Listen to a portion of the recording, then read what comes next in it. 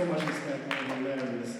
I have been really enjoying the new types of technology that we've been seeing at South by Southwest this year. When I checked in for this event, just outside of those exit doors in the back, they looked me up on a piece of paper and they drew a check mark next to my name. Very advanced technology, I love it. And then I've been experimenting this time around, and I've been coming to this conference since 2007. And I took 1 year off last year because I had overdosed on barbecue sauce and vodka at 2 p.m. And I discovered this new app for immersive communication that has been working really well this time. It's called Face Talk. And you look someone else in the face and you talk directly to them. And then when you in the face, very rich. Very rich.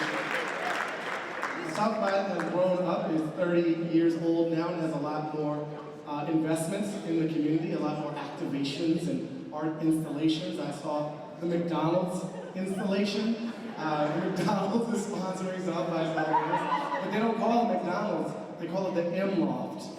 And it's got like cool, like downbeat music from like a spa. They gentrified themselves for South by Southwest, it's really great. And then IBM Watson, one of the smartest computers in the world, was really great. It was able to predict that I like spicy cocktails because I filled out a survey in which I said I like spicy cocktails. So machines are really learning. And that's amazing. Really good. I ate a cricket taco, and that was delicious too. I've been very happy with the way the content at this conference has continued to grow. It's always been a source of inspiration for me, whether I came here as a corporate strategy consultant or a member of the Onion staff or an unemployed person or an entrepreneur for Cultivated Wit, or as I am now a producer at The Daily Show. And to see that we are not just celebrating the what, but also asking the whys and the hows of what is being built and the who's of who's doing the building. I scribbled something down that I didn't have a chance to commit to memory, but I do want to share these words because they are a part of why I'm trying to do what I'm doing and joining in others doing such interesting work to humanize this world of technology. The algorithms are coming, and we know they aren't pure or objective. Like journalists, they're embedded with the values of their makers. They reflect the society around them.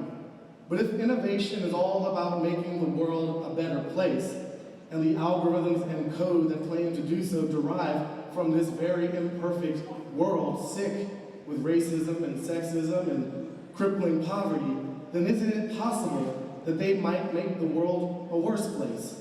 Could we end up with virtual reality racism?